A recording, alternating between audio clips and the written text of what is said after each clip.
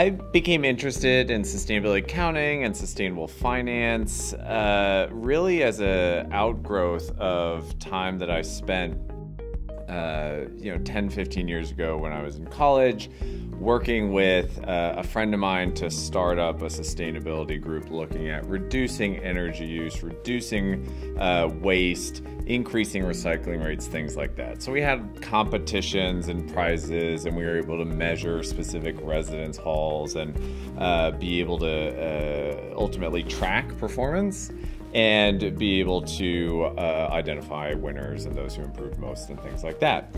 But coming out of that, I got really discouraged by the fact that people seemed to be very motivated and engaged during the competition season for a month of the year or something like that, but they were not necessarily changing their habits long term.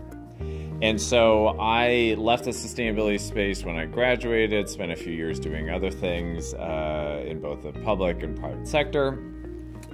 And then I found the organization where I work now, which is SASB, which is the Sustainability Accounting Standards Board.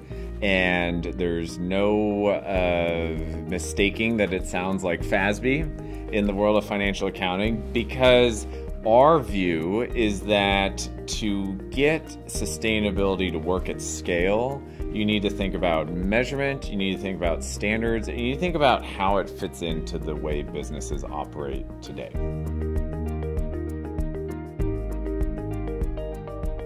If you think about how to get companies or individuals engaged in sustainability accounting standards, sustainable measurement, sustainability reporting, often the biggest challenge that we face is just understanding what we mean by sustainability, which can be very different from what somebody thinks of sustainability. Because sustainability elicits ideas of composting or bringing a bag to the grocery store or something like that. And that's all true, but in a business context, it's not very relevant. What we're talking about is energy use if you're a hotel. We're talking about water use if you're a hotel. We're talking about emissions if you're a mining company. We're talking about community relations if you're a mining company, because you depend on land and positive cooperation with the communities where you're mining, especially often in underdeveloped countries. So these are the issues that are business issues that just aren't captured by the financial statements. They're more sustainability in nature. They're more environmental or social in nature. So being able to coalesce around terminology that can sometimes mean different things, the same word can mean different things to different people, that's the baseline challenge. Then people often think that this is really mushy stuff. How do you measure some of these environmental or social issues? Well, it's easier than you would think once you peel back the onion, once you understand what it is we're talking about. We're not talking about some generic idea of whether or not a company is doing good in the world. We're talking about what are your labor practices? What's your unionization rate? There's no right number. One company might have a higher unionization rate than another. It doesn't really say that a company is better or worse positioned when it comes to labor practices. But if you have that information, you can better understand the potential opportunity or the potential risk of that company's performance in the future. So it's about drilling into really cost-effective, not terribly complicated metrics to help give an understanding of a company's business. That's the work we do with sustainability accounting standards. And it's challenging because people think that it can't be measured, or it's hard to measure, or they don't even understand what it is. So there's a big on-ramp to education.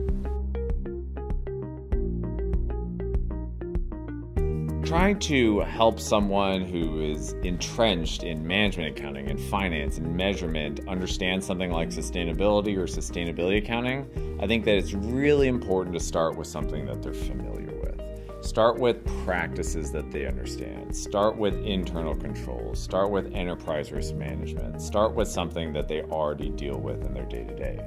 And then bring in examples from our world of sustainability accounting and show how it's relevant to the work they're already doing. So often we try and begin with a practice that they're aware of, show that there's often a very easy overlap with energy or employee relations or supply chain management or something like that, and then walk them through examples of how they can integrate the sustainability content with the finance or accounting processes, the internal reporting, the forecasting, how that can all fit in with a slightly new subject matter of environmental and social data as opposed to financial data.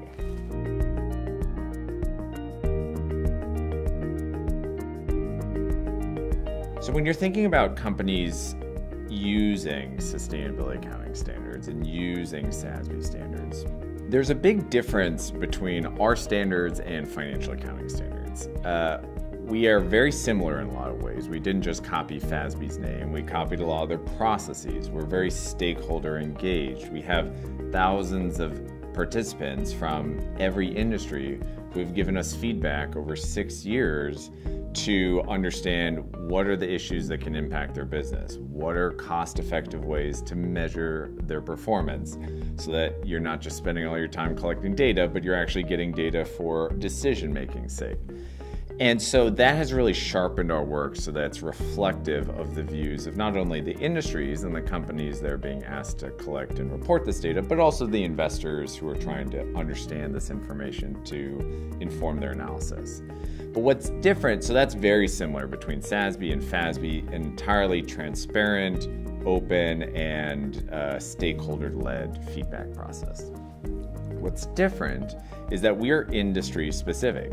If you think about pharmaceutical company, safety of clinical trials, retention of key research staff, pricing and access and affordability, these are issues that impact a pharmaceutical company that bear no resemblance to running an insurance company. So when we talk about sustainability accounting and sustainability broadly, inevitably you have to think about where we are today and where it's going. And I think the best way to try and describe what a sustainable future looks like or sustainable businesses look like in the future is to really go back to what was the kind of original seminal definition of sustainable development, which is meeting the needs of the present without compromising the needs of the future. It's not about limitation unless you are kind of creating a deficit in the future for people to be able to create economic opportunity and development. It's about balancing those two.